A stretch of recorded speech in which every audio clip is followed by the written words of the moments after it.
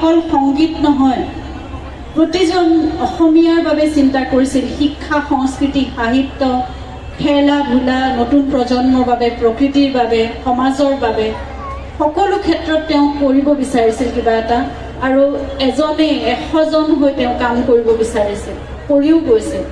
গতিকে সেই বিশাল সত্তাটোক কঢ়িয়াই আনিবলৈ সেইখিনি শক্তি আৰু সামৰ্থ্য কিমান আছে আমাৰ মাজতে নাজানো, কিন্তু সকলোৱে যদি আমি একত্ৰিত হৈ আগবাঢ়ো, নিশ্চয় তেওঁৰ আদৰ্শখিনি, তেওঁৰ বিশ্বাস, তেওঁৰ সাধনাৰ চৰ্চাক আমি আগুৱাই লৈ যাব পাৰিম। আৰু আপোনালোকে যেনেদৰে জুবিনক ধাৰণ কৰি আছে প্ৰাণত, সেয়া বিশ্বাস হয় যে প্ৰতিজোপা গছৰ মাজত, প্ৰতিটো উশাহত, প্ৰতিটো প্ৰজন্মলৈ আমি জুবিনক কঢ়িয়াই লৈ যাব পাৰিম। আৰু তেনেদৰে জুবিন অমৰ হৈ থাকিব।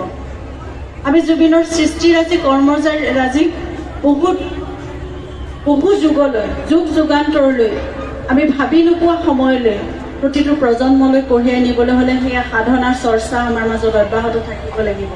আৰু জুবিনে নিজে কৈছিল, শেষ বুলিলেইতো শেষ নহয়, আকৌ আৰম্ভ হয়। গতিকে নিশ্চয় আৰম্ভ হ'ব। আমি সকলোৱে আৰম্ভ কৰিব লাগিব এক নতুন যাত্ৰাৰ, জুবিনক আমাৰ মাজত ধাৰণ কৰাৰ, জুবিনক কঢ়িয়াই লৈ যোৱাৰ সেই যাত্ৰা। আৰু তেওঁ বিচাৰিছিল, তেওঁৰ সৃষ্টিৰাজিক আমি যাতে বেছি মনত ৰাখোঁ, তেওঁতকৈও বেছি। তেওঁ বহু মঞ্চত সামাজিকভাৱে, ৰাজহুৱাভাৱে সেই কথাৰ কথা তেওঁ কৈছিল। গতিকে সেই সপোনবোৰক আমি কঢ়িয়াই নিব লাগিব। আৰু তেওঁ নতুন প্ৰজন্মক লৈ সদায় সপোন দেখিছিল। সেই সপোনবোৰক আমি বাস্তৱায়িত কৰিব লাগিব।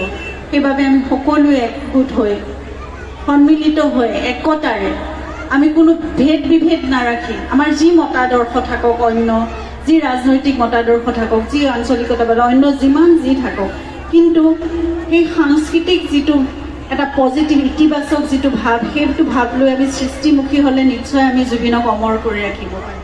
আমি যিদৰে কওঁ, আমাৰ জুবিন, অমৰ জুবিন, সেই জুবিন তেনেদৰে অমৰ হৈ থাকিব আমাৰ মাজত।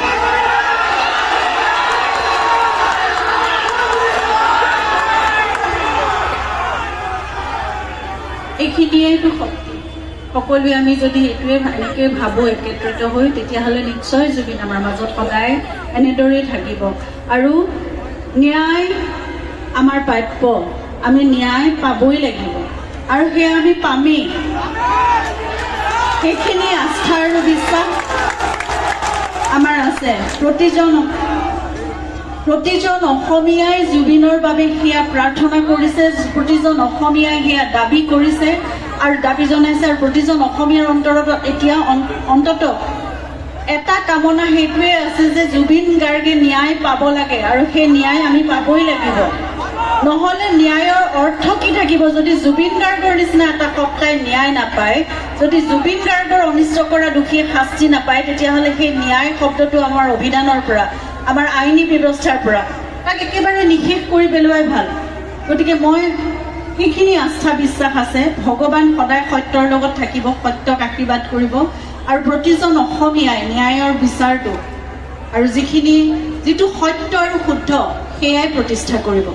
গতিকে জুবিনৰ প্ৰতি অন্যায় কেতিয়াও হ'ব নোৱাৰে, অবিচাৰ কেতিয়াও হ'ব নোৱাৰে।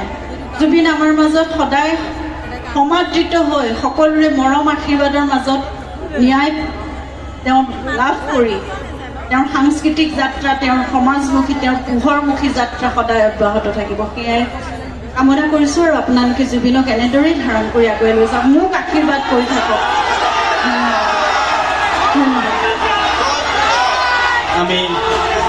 আমি বহুলৈ ধন্যবাদ জ্ঞাপন কৰিছোঁ। আমাৰ মঞ্চখনৰ আয়তনটো